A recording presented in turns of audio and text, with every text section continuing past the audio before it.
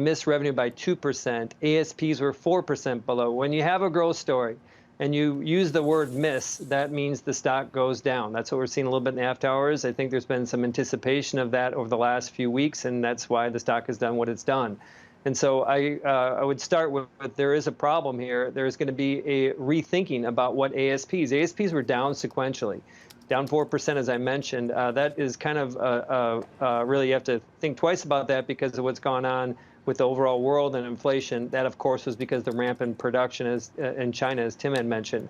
But the piece that maybe I would have a different opinion on versus I think most of the esteemed trading panel is that valuation agree. I think Carter was talking about this not being a useful tool, is that it's a useful tool if you have some predictability about where things are going. And in this case, this is probably where I'm going to be different. I don't drink the Kool-Aid.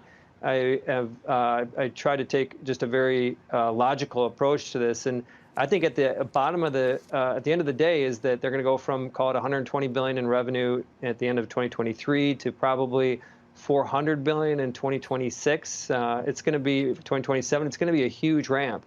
And where I'm at a different place that gets lost on days like today is I think that traditional car companies are just in a tough spot.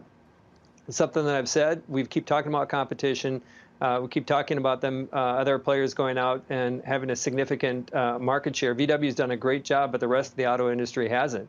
And I think just because Ford comes out with an electric 150, I think the expectations from those buyers are going to be this is going to be a Tesla-like experience.